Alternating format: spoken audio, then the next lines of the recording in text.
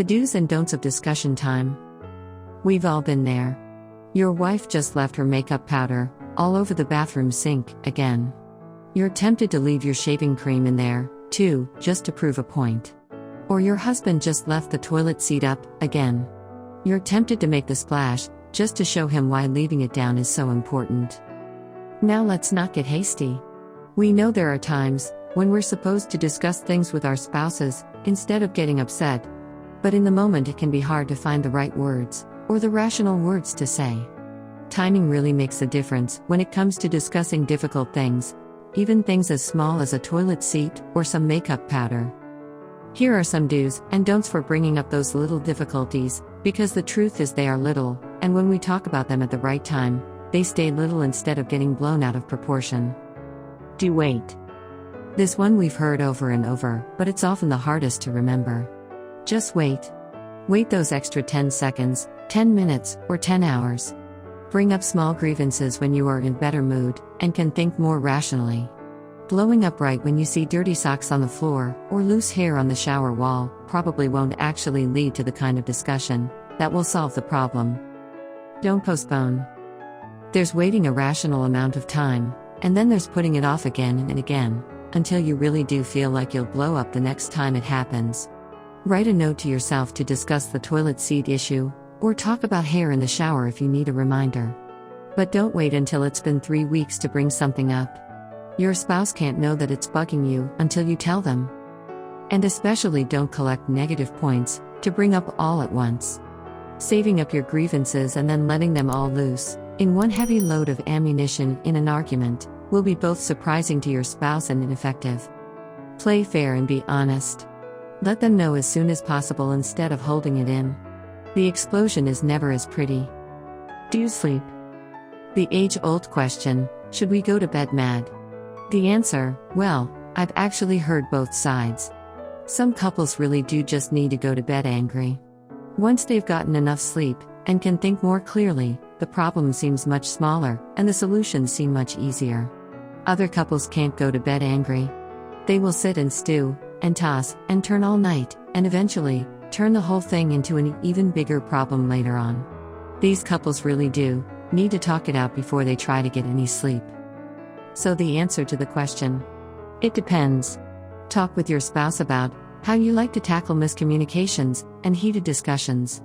Your spouse may be the type that gets more emotional longer they go without sleep. Or your spouse may be the type that needs to get everything off their chest and out of their brain before they can crawl into bed for the night.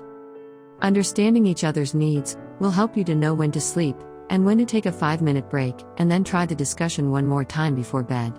And if one of you needs the sleep and the other needs to talk, decide on a typically low-stress time during the day to check in and ask, is there anything you want to say before we go to bed tonight? You'll both be less tired, and you'll both have a clearer mind before bed. Don't ignore. Getting enough sleep is essential to any emotional situation, especially a difficult discussion. But using it as an excuse to get out of a conversation is probably not the best idea either. Acknowledge when you need to just push through the uncomfortable feelings, and tough love to find solutions together. Sometimes it's harder to decide to tackle the problem, and much easier to just think, I'll deal with this tomorrow. But take the time that you both need to be able to discuss both sides of the situation. Let your spouse say what they need to say, and kindly say everything that you need to say. Getting both opinions on the table in full will actually make the process faster in the long run. You'll be able to work on finding solutions, instead of going back to the same discussion over and over, to finish telling each other everything you feel about the situation. Do look for moments. Weekly discussions as a couple can be a great time to bring up what you want to work on together and as individuals. Create a safe space and a specified time every week in which you can discuss how you're doing in your relationship. Or, if you find that setting a specified time means you'll just dread that discussion all week, look for unscheduled happy moments. Bring up a difficult topic while you're both relaxed in the car on the way to a movie, or while you're both sitting on the couch unwinding after work. Find moments of low stress and minimize distraction. Then kindly and carefully ask your spouse if it's a good time to talk about something. You could say, hey, while we're both not stressing about it, can I talk to you about something that's been bugging me lately? Be willing to wait if your spouse needs to talk another time, but take that moment to set a specific time when you will talk together about your concerns. Don't complain. Talking through the difficult things is important. But remember to emphasize the good in your relationship, too.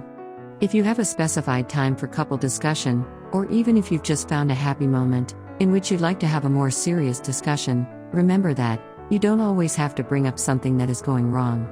In fact, the more positive things you bring up about your relationship, the safer your spouse will feel when they do need to bring up a concern. Besides, your spouse can't always know what they're doing right unless you tell them. So point out the positive. Remember to acknowledge the good points of your relationship just as much as, if not more than, you bring up the things you need to work on together.